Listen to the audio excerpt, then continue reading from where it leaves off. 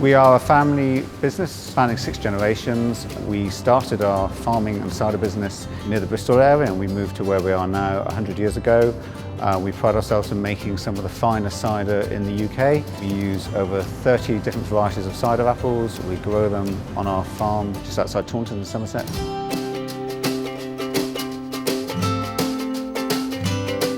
International trade wasn't always on our agenda.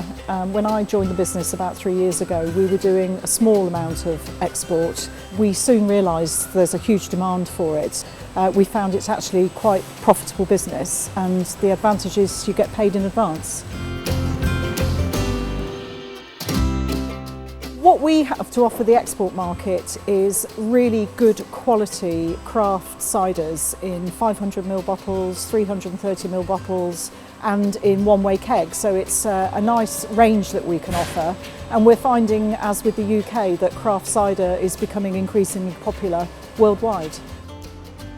Well, the process starts with picking the apples from the orchards. They're all mechanically picked with a tractor-mounted machine.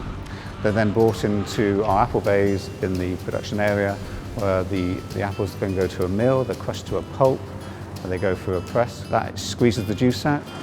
From there, the juice is then put in a fermentation vessel, where we allow the juice to ferment naturally into cider. And then after that, the cider is then wrapped, and then it's allowed to mature for up to 6 months, and then we have the finished product.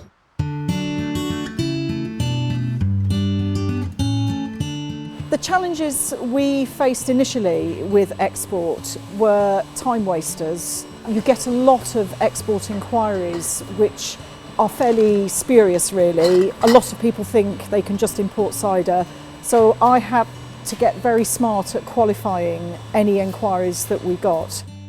We'd like to start exporting next to Australia. That's one of our target markets. We are doing quite well in the USA, but we'd like to expand. And probably we might look at South Africa. Our routes to market were mainly through the Department for International Trade. So we did a lot of networking, we attended overseas trade shows, and we used some of their resources to help us research suitable markets for us. That has really steered where we've gone with our international business. But also Europe is a big target for us at the moment because of the weak pound. We're naturally getting more inquiries from Europe. For the US market, we had to make some changes to our standard product, and we did this by putting a Union Jack cap on the top of the bottles so that people can easily recognise in the store that it's a British product.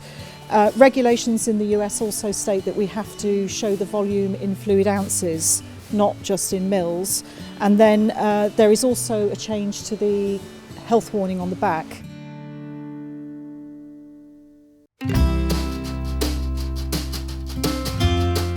The way to export cider to another country, the first step is to make sure that the person you're exporting to is registered to take the cider without us paying the duty on it. Once you've done that check, you just take their order.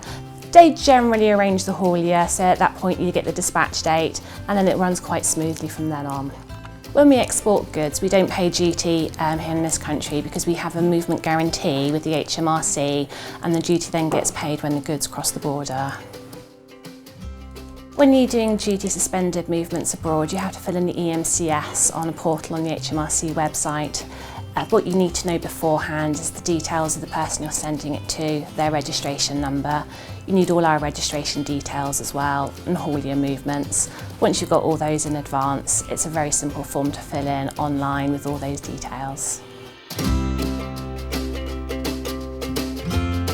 In my part of the business, my top tip for companies looking to export alcohol is to make sure that you get all the details in advance, like registration numbers, haulier details, and you check that they're all valid before you need to do any of the paperwork.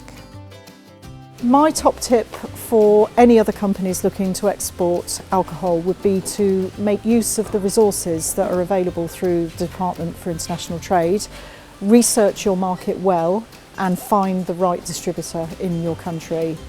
Wait until you find the right one. Don't just go with the first opportunity that comes along.